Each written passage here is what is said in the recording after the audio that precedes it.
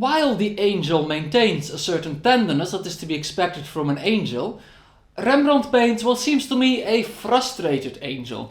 You can almost imagine him saying, for example, "What the hell, man?"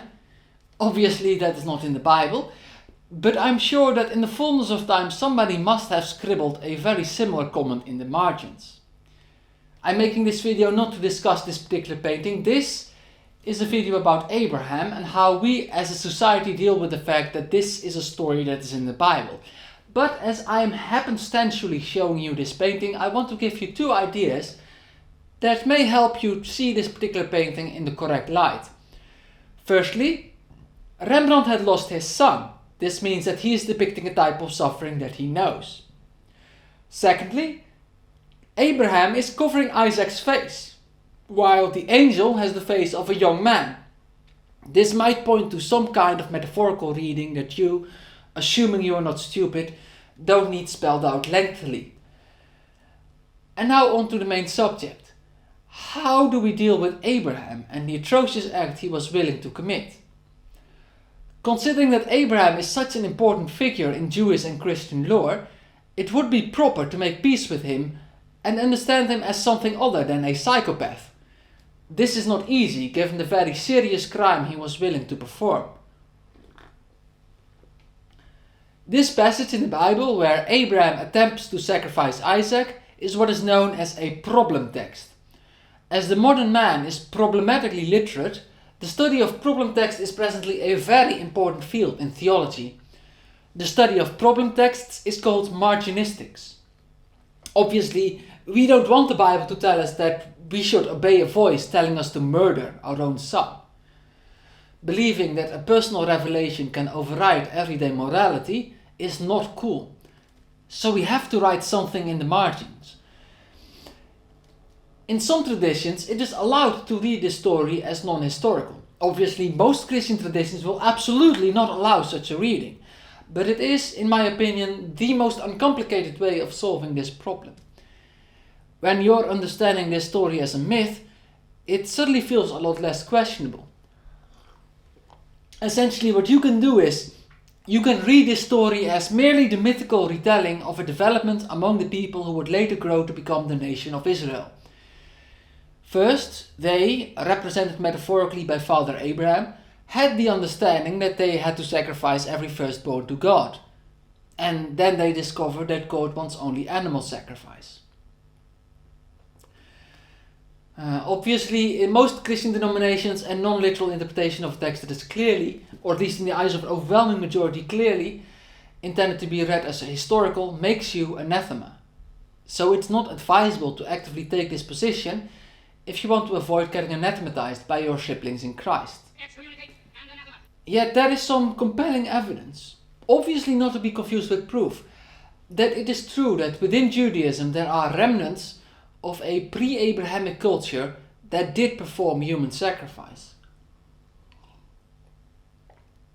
Let's look at this passage from the book of Numbers, where God says the following to the high priest Aaron and the later descendants of his that he represents.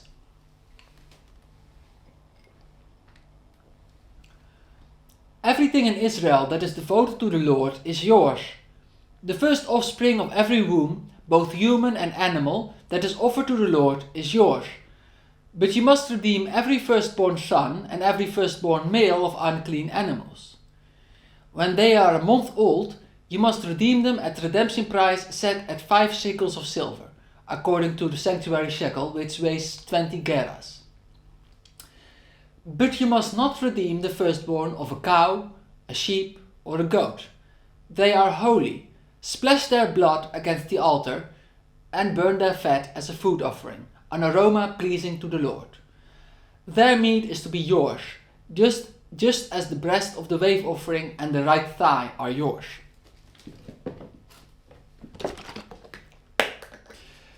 Obviously, we find a very similar passage in Exodus 13, where they also bring the Egyptians into this. And it's also the 4th commandment in the ritual Decalogue. But I happen to be a massive fan of Numbers.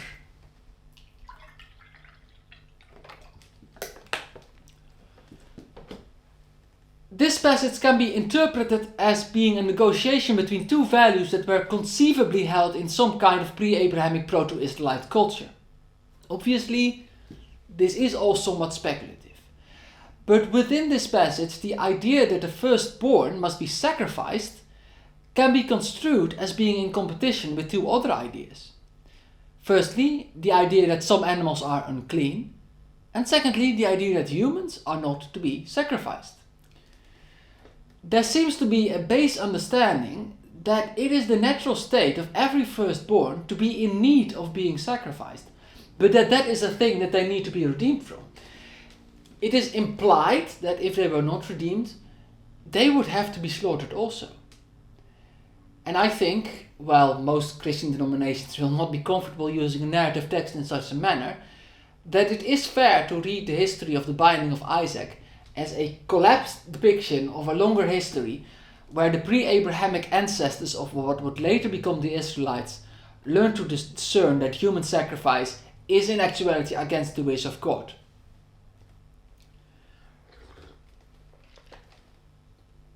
However, if you exist in a culture where it is mandatory to read this as a literal history, there are still ways you can interpret it more gracefully.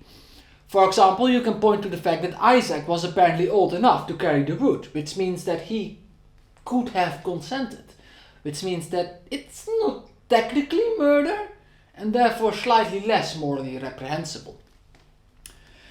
Another idea that I have heard preachers and laymen alike freely insert into the margins of the text is the idea that Abraham must have believed that Isaac was going to be resurrected from the dead.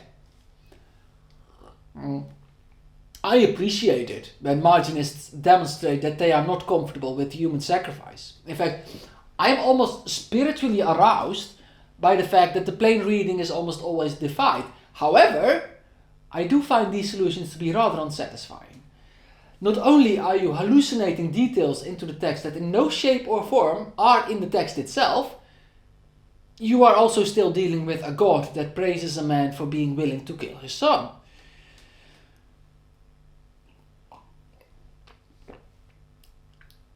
Now, while I am personally comfortable with reading this story as mythological, I also have in me the deep desire to be able to deal with it in an historical manner as well.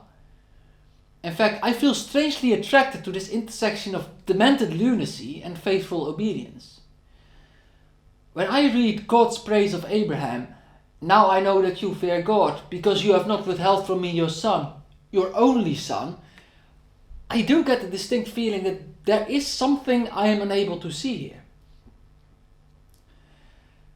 Even if I prefer a more metaphorical reading of this passage, I am nonetheless bothered by the question of what God sees in the man that we meet in this narrative, regardless of his historicity.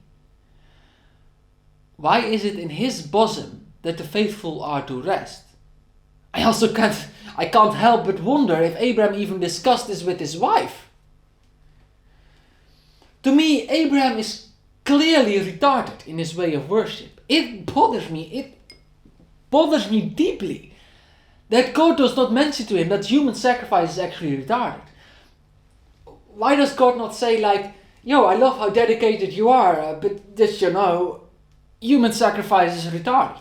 Like, to me, what I see here, there is this savage man who needs, quite frankly, to be put in his place. I wrestle to comprehend a God who apparently is willing to condescend to Abraham's spiritual retardation and even elevate him to be the father of all believers. Of course, it is inevitable that there are some who would say that human sacrifice is based and that I am a soy boy cuck. It is possible that there are people out there today who, if God were to ask of them that they sacrifice their son, they would fucking sacrifice their daughter as well for good measure. Speaking of sacrificing your daughter, let's excurse to that other human sacrifice in the Bible. Jephthah's daughter, I think, is the key to understanding all of this. While it is chronologically later, spiritually it is earlier, as it is more retarded. There are three ways in which it is more retarded. Firstly, Jephthah does not hear a voice. It is emphatically his own unprompted decision to do this deed. Secondly, he actually does it. Thirdly, he does it after having had 2 full months to reconsider.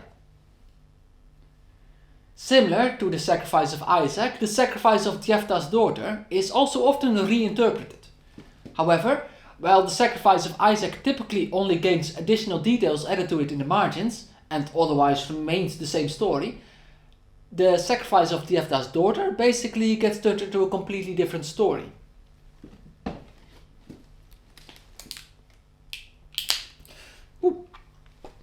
What they do, and this is likely the version of the story that you know, they reinterpret Jephthah's vow in verse 31 to mean something completely different. They interpret it to mean that Jephthah's daughter was, in some sense or another, consecrated to God in a way that is maybe somewhat similar to the Samuel situation.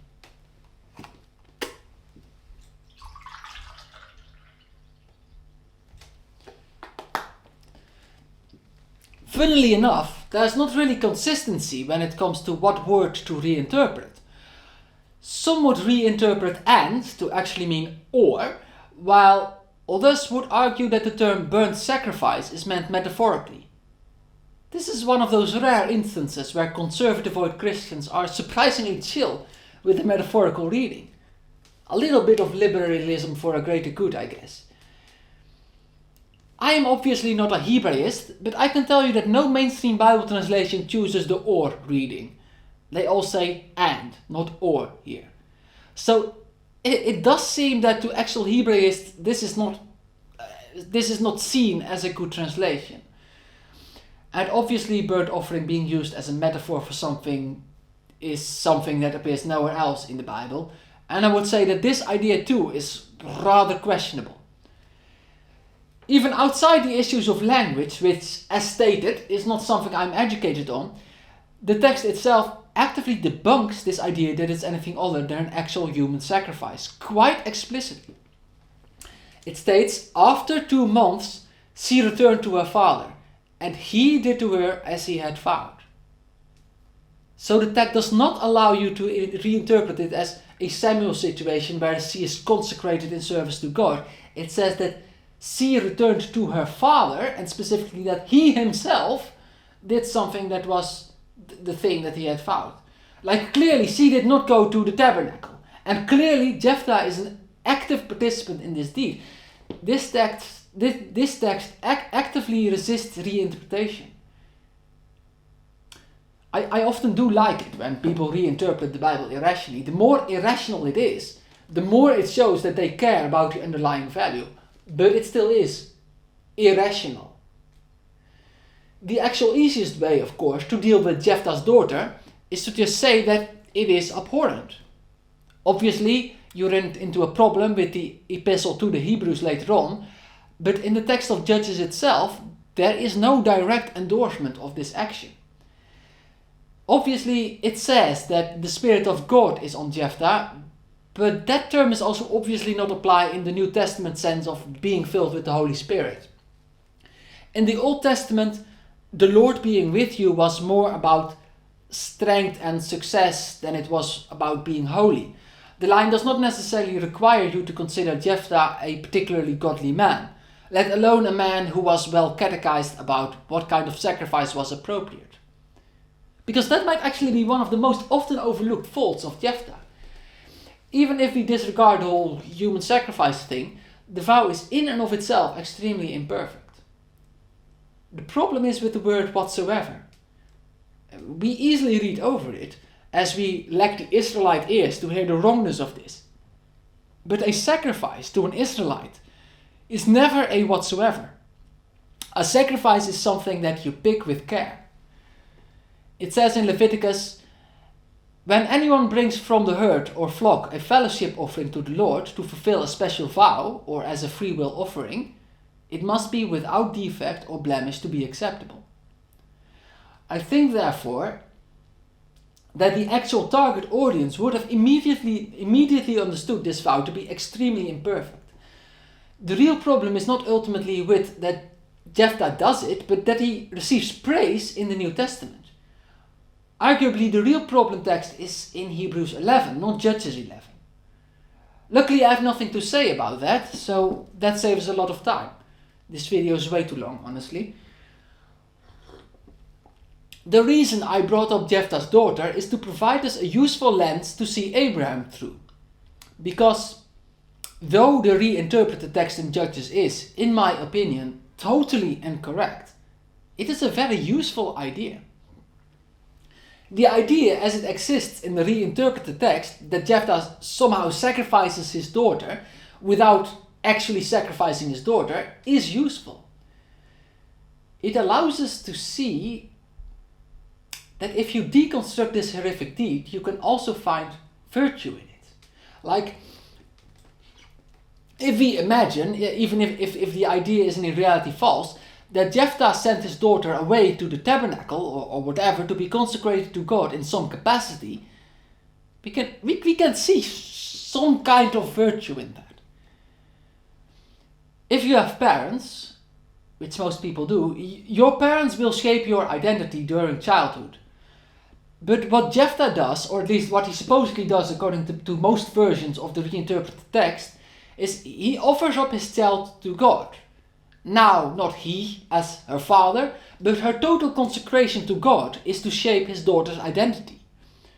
Obviously, I'm not saying that you should force your daughter to become a nun or anything the like, but in a metaphorical sense, a righteous person does offer up their children to God. That is to say, while we are all bound to shape the identity of our children, I think that we should actually intend not to.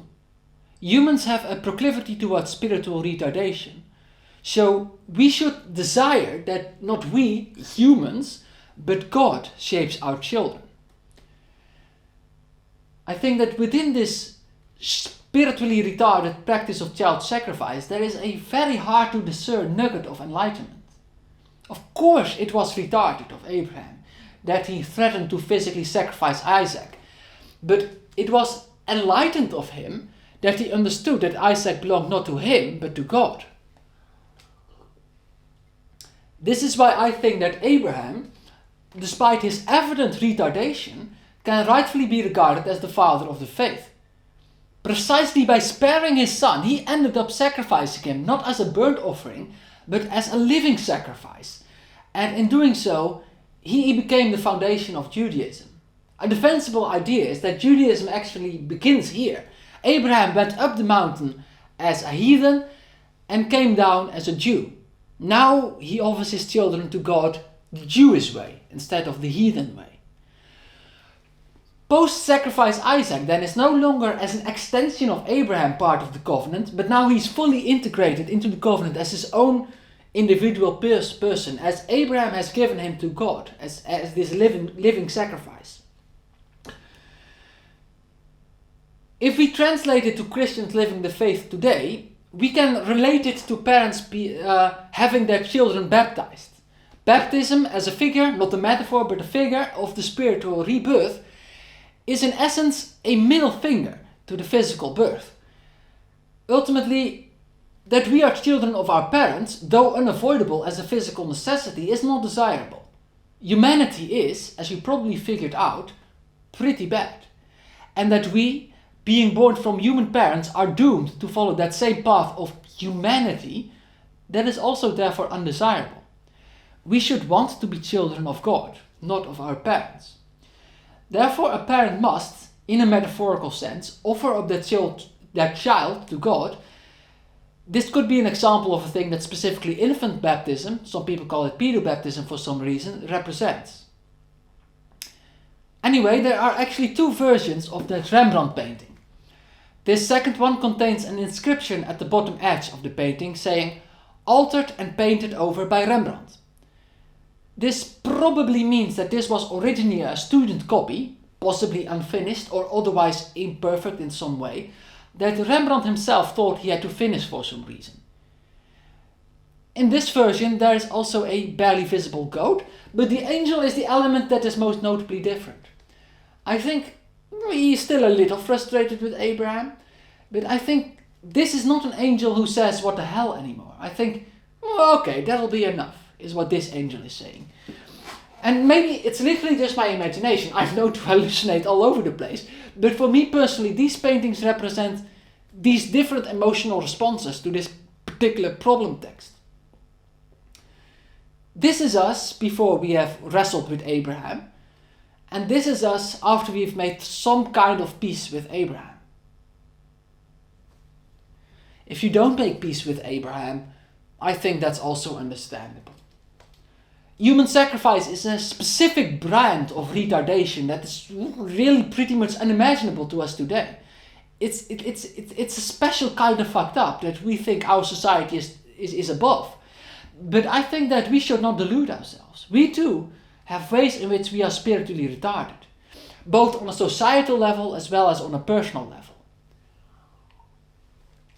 Retardation on a personal level would, for example, be if a person fails to condemn human sacrifice. I have given you some examples of how the two human sacrifice stories in the Bible are reinterpreted, and some of these reinterpretations can be seen as stupid, but not retarded. Retardation has nothing to do with stupidity. But I have heard one preacher once interpreted Jephthah's daughter as a story that teaches us that keeping a vow is more important than basically all morality. So Jephthah could, in his spiritually retarded opinion, after having made the vow, not sacrifice his daughter anymore, as not sacrificing his daughter would then be a greater sin. Truly, utterly, despicably retarded. And such people exist leading congregations. Imagine your gullible loved ones in these congregations led by a spiritual retard. That should strike serious terror into your heart. There is a dire need for unretarded or these less retarded spiritual leaders. The more unretarded spiritual leaders there are, the better. Unfortunately, it is not easy to discern correctly how retarded you even are. Obviously, the guy who thought Jephthah was right in sacrificing his daughter probably doesn't think of himself that he is retarded. In fact, he might even think of himself as a pretty enlightened person. The man with great understanding of the things that man must understand. That's often the problem with religious leaders. It's always the most retarded people who think of themselves to be the enlightened. I think one of the most important discoveries that a man, or even a person, can make about themselves is that they are spiritually retarded. No one is without spiritual retardation. Like, if you're basically a normal person now, you would probably have been a normal person in a different age as well. If you live now and you participate in the current ongoing societal retardations, it is likely that you would have participated in past societal retardations as well as even future societal retardations that have not even developed yet. But would you have sacrificed your firstborn son if you lived in the age of human sacrifice? I think I know people who would have been early adopters of this new idea of not sacrificing your firstborn son. But I think I also know people who would have totally done it. In fact, I am really pretty sure that I know people who would have sacrificed other people's sons for them.